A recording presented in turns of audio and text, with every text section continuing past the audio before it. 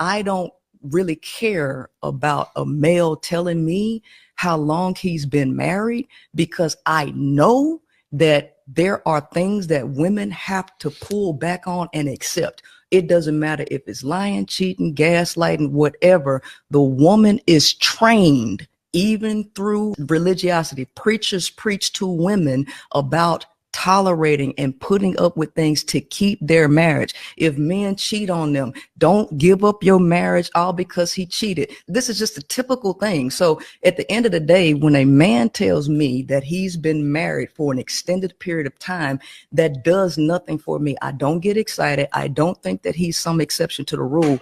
Give me a woman to say how well her experience has been without putting up with anything of the sort. Then my ears will raise and I will tell her that she's the exception to the rule. If it's one thing women know how to do really good, is keeping other women single. Yeah, women give other women the most horrible advice ever. Yeah, I agree. So that they can be single just like you. They really have a clandestine jealousy for women who are in a relationship. No one's looking for you. You're no man's first choice.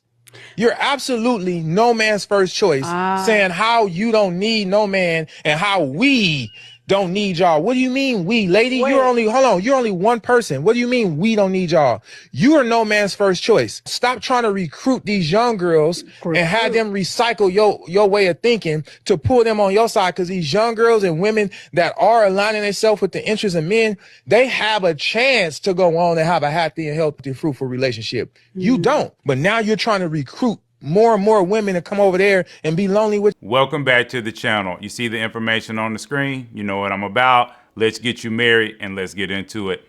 So today I found these two videos, and I did want to read one particular comment because I thought it was interesting. And it was a comment to the first video. And basically it's a woman, and she's basically saying, I've been with my husband for 26 years. He's never called me a bad name. He tells me every day how much he loves me. He's been supportive. He provides. He's a fantastic father, and he's never cheated on me. My husband is my best friend. He's my entire soul. And that particular, comment has 268 likes.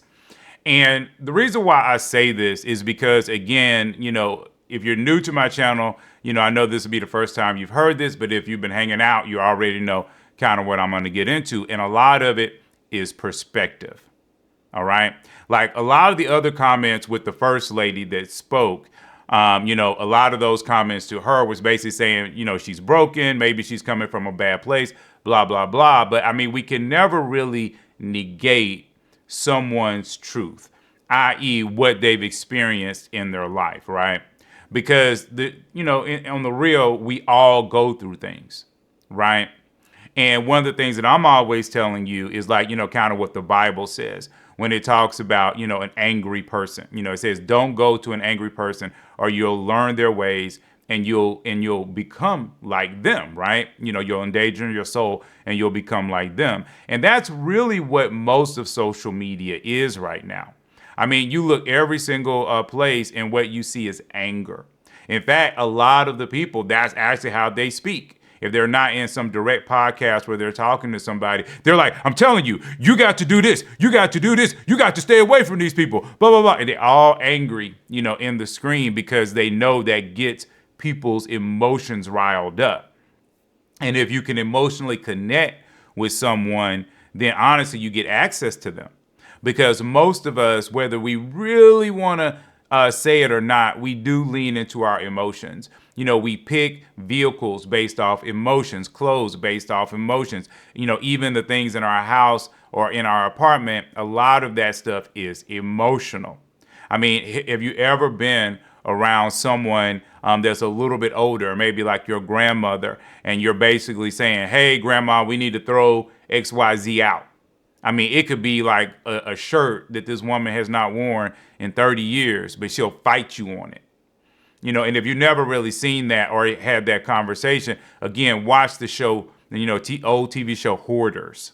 And I've watched that show before and the people were crying, like literally crying when people were trying to sell their stuff. In fact, one woman has so much stuff in her really tiny house. I mean, this house couldn't have been more than 1,500 square feet, but she has so much stuff in there that it actually filled up what we would consider today about a third of a Walmart.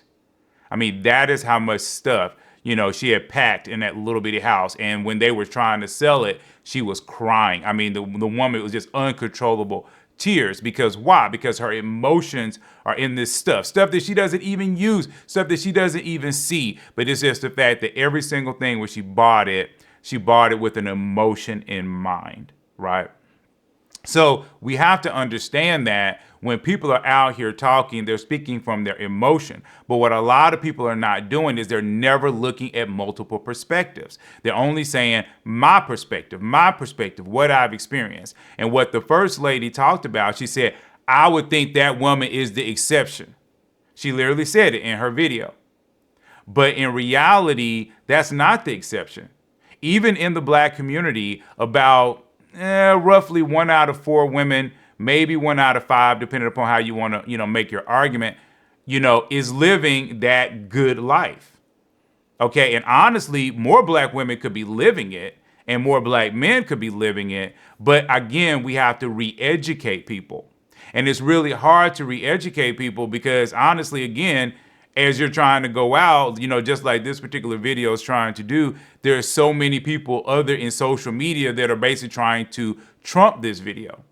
So for every positive video, that I put out or some of the other people that I work with put out, there's probably 10 other influencers for each one of us that is putting out something negative. And I always know people will find their people out here, right? I'm going to find, the audience that, believes kind of in what I'm saying. They've seen enough, to kind of know. And I'm always hoping, to find those new people that maybe they didn't see it as much growing up, but they just had one little glimpse. Maybe it was a neighbor down the street. Maybe it was a friend. Maybe it was something that they saw on television, but it was just enough of a glimpse to say, wow, yes, somebody out here is living like this. There is a Black woman out there that she does not worry about her man cheating. She does not worry about this. She feels fully supported and loved. And there, for the men, he's thinking, yeah, I've seen a lot of bad Black women. Yeah, there's some bad ones out here, but I've also seen really great ones.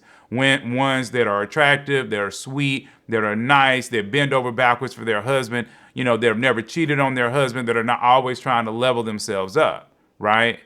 And see, that's the key. And like I used to tell people over and, Christian Singles Connect and, Christian Millennials Connect, is that a lot of times when you're dealing with people, we're not really trying to save everybody. If we can get 1 out of 10 or even 1 out of 100, you have to recognize from God's perspective, you could have saved 1 million people. Just saving 1 out of 100, getting 1 out of 100 married, hopefully getting 1 out of 10 married, that could literally be millions because those people, will have children and they will teach what they've learned to their children. And then those children, because they've come from a solid foundation, it'll be easier for them to get into a new foundation and then it multiplies, right? Remember, through Abraham, you had millions upon millions of Israelites. Okay, and it's the same thing today. You are not just you. It's you and then goes through the generations. I've always talked about, somebody's circle, okay? And your circle is extremely important because you might not think about it this way, but every person around you affects you, okay? And so what happens is you're out here, you might be going down that path of saying, I want marriage, whether you're male or female. And you're like, I want marriage, right? And I want to be married. I want to do this. I believe that there's people out here. But then if the people around you have that single energy, they don't have spouse energy. They have single energy. They're going to be in your ear telling you it's impossible. Telling you that the other gender is wrong and how they'll never love you, how they'll never be good to you, how they're going to cheat on you, how they're going to take your money, how they're going to leave you high and dry. That's all they're going to have to say because it comes from their perspective. And many times the biggest problems that all of us have, if we're really honest, is we have to deal with the person in the mirror. Because the person in the mirror, and this goes to your friends too, they have to make changes. See, people don't want to ever make changes, but then they want a better life. All right. It's like with anything. If I want to be a better reader, I have to read. If I want to be healthier, I have to eat better. I have to get in the gym. Okay. If I want to dress better, okay, I have to study, the trends and what people are doing and all these other types of things. Whatever it is that you're practicing on a daily basis, you're going to get better in those things. But the things that you don't do that you don't intentionally put effort into, you're not going to be as good, right? And see, what we all want is this easy way to get through life, especially when it comes to love, because everybody wants love and romance to be easy. Okay. But if you don't know, it's not easy. It's only easy for the people that know. I mean, that's how this works, right?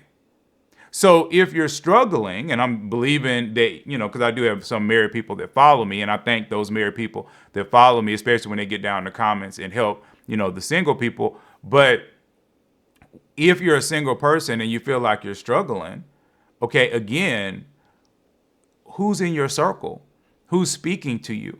Because see, it's like the Bible says, the tongue has the power of what? Life and death. So people can be speaking life into you, or they can speak death into you. And honestly, even their energy speaks volumes.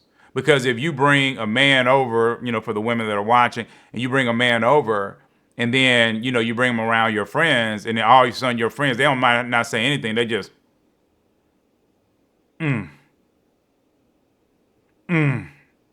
And, that's enough for you to be like, well, dang, is he a good guy? I thought I had found me one. And see, a lot of your friends, they might turn you away from a really great guy because maybe they don't like the way he dresses.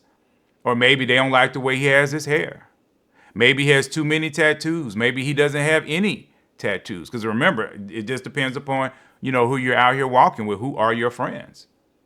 But the thing I can guarantee you is that if you get around the right people and you change your mindset, that is going to open you up to getting married. I actually, like I said, I did some videos recently, and in that particular video, it was almost the same thing. This one particular woman was on TikTok, and she was talking about how all her friends were married.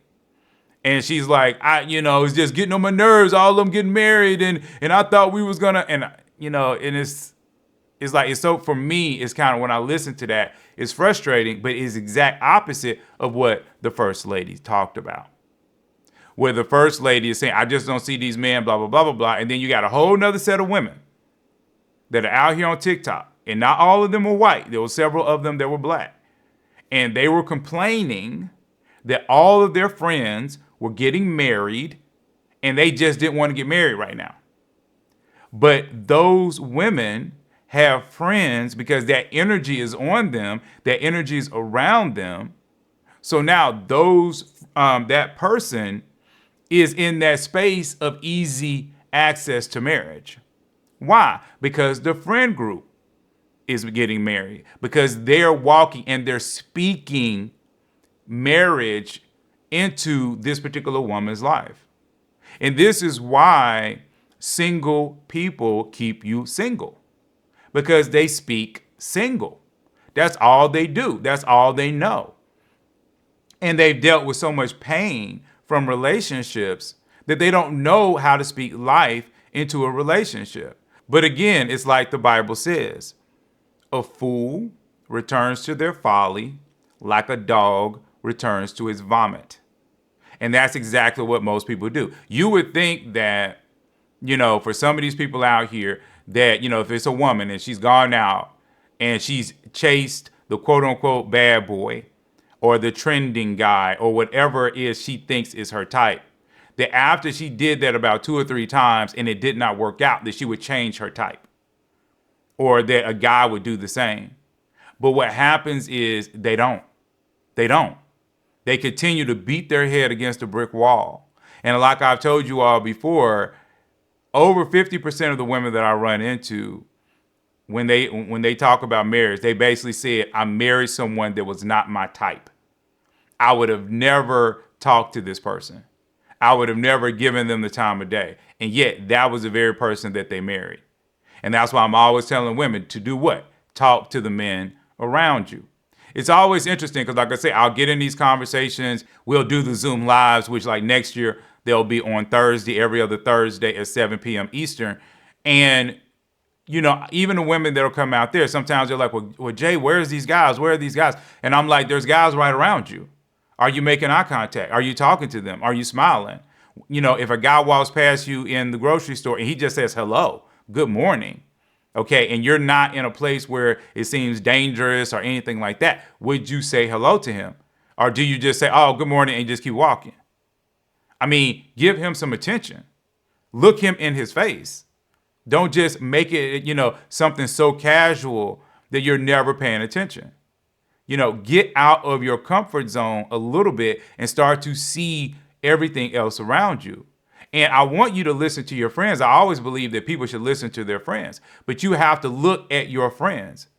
Right now, each and every last one of you should be taking a true inventory of your friends. How many of your friends are married and or engaged? Because I know I'm talking to people at different age groups. All right.